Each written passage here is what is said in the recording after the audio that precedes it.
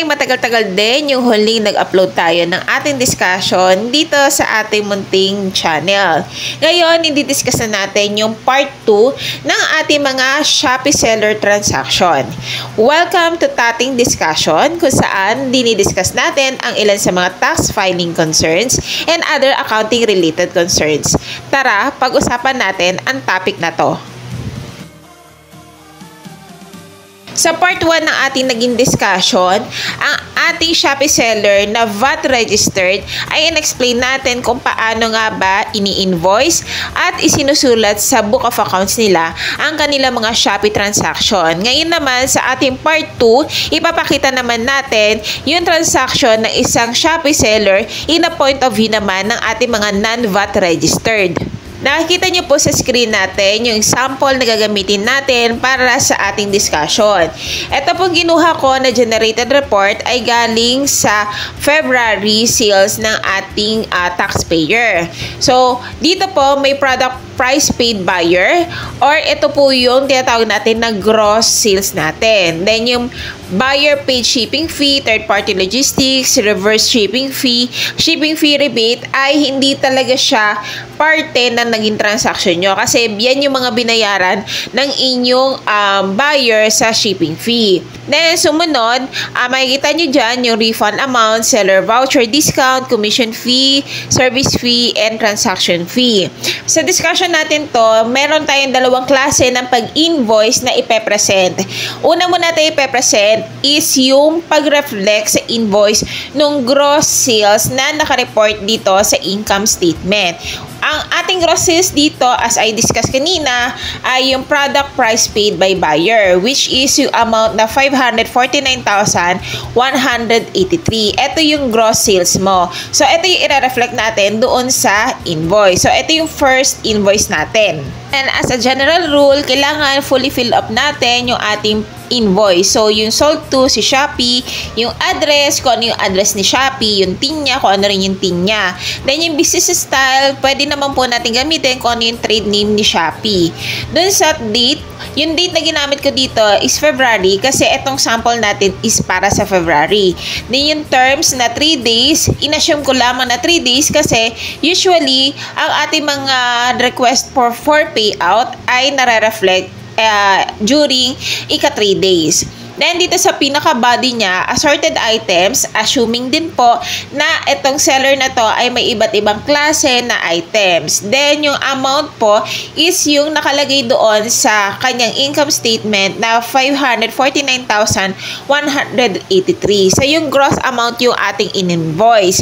Dito naman sa pangalawang example natin ng pag-SI, yung amount naman na nireflect natin sa ating invoice ay net na ng refund at ng sales discount. Bakit? Kasi ito yung completed transaction or completed sales ng ating online seller. So, para mas convenient sa mga online seller ng mga e-commerce, kapag nag-invoice po kayo ng inyong mga benta, ay i-less nyo na po agad yung refund at saka yung sales discount. Pero sa traditional way po ng pag-declare ng ating refund, kailangan po nito ng debit memo at credit memo. And because ang ating mga online seller ay naka-electronic, ay pwede naman po natin siyang gawa ng paraan in a way na i-shortcut method na lang natin siya. So, sa pag-invoice natin, pwede naman natin in-net off refund and sales discount naman na since ang reporting naman natin ay laging nasa net sales. At dahil meron na nga tayong invoice, magpo-proceed naman tayo doon sa iba pang transaction, which is yung pag-record na natin ng ating mga Shopee transaction kung saan i-reflect na natin yung mga commission fee, service fee, transaction fee at iba pang transaction na related sa ating Shopee. Katulad po sa pag-invoice natin, dalawa ulit na klase na recording ay ipapakita natin para sa mga non-VAT. Unahin na po muna natin yung isang traditional way ng pag-record. Assuming natin na cash basis or cash transaction yung ating Shopee. So, ito makikita nyo po sa ating screen yung naging entries natin doon sa cash receipt book. Cash receipts book po ang gagamitin natin kapag nagre-record tayo ng sales ng ating mga non-VAT. Dito po sa aking sample, gumamit ako ng columnar book na may 9 columns para masakop na po niya yung mga kailangan kong chart of account.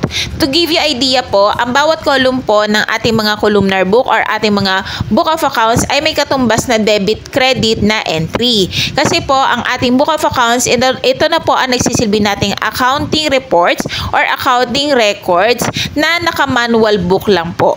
Babalik po tayo dito sa ating report from Shopee. Kukuha nila natin ang details ng commission fee, service fee, transaction fee, yung ating sales, yung refund amount at yung seller discount. Doon po sa freight charges ay meron din po tayong seller charges para sa shipping fee. Ito po yung difference doon sa binayaran ng ating mga buyer versus doon sa binayaran mismo ng Shopee na sinarge kay seller. Dahil nga po na cash receipts book ang ating i-record, lagi nyo po tatandaan ang cash receipts book ay intended to monitor the cash collection or yung pagpasok ng inyong cash. So, laging nasa unahang column ay yung cash. Then, ngayon, yung cash na ni-reflect po natin dito is yung nasa baba, yung pinaka-grand total na nasa report ng ating Shopee. Then, yung transaction fee, commission fee, and service fee ay pinag-isa-isang column ko para makita lang po dito sa discussion. Pero pwede nyo naman po siya pag-isahin na lang ng column, gumamit na lang kayo ng chart of account kung ano yung mas convenient sa inyo. Then, yung freight charges. Sa freight charges po, ito po yung seller shipping fee na binayaran mismo ng seller. Paano nakuha to? I-less nyo lang po yung shipping fee na binayaran ni buyer at yung ni-rebate niya, yung difference po nun, yung po yung shipping fee na sinolder ng mga seller. Then, yung creditable withholding tax. Since ito pong ginagamit nating example ay sample from February transaction, wala pa po dito na creditable withholding tax. Ang creditable withholding tax po, ito po yung dinededuct ng ating mga e-commerce na withholding tax at nire-remit nila sa BAR under our team. Next is yung sales refund and yung sales discount. Meron din ako nilagay na column para sa sales income. Bakit? Kasi ito pong libro natin ay dapat balanse pa rin sa debit and credit side. So, ang purpose po ng bawat column po na yan ay may kanya-kanyang designation. Depende kung ano yung chart of account or kung ano yung ine-entry mo. Basta kailangan lagi siyang may debit and may credit side. Dito sa entries natin, tingnan natin kung magbabalanse. Add lang natin yung cash, yung transaction fee, commission, service fee, yung freight charges, sales refund, and sales discount. Ang magiging sagot niya ay 549,183 which is tugma doon sa sales income na nirecord natin. Ngayon, natapos na natin yung sample ng ating pag-record para dito sa invoice na to at dito sa buong transaction ng Shopee.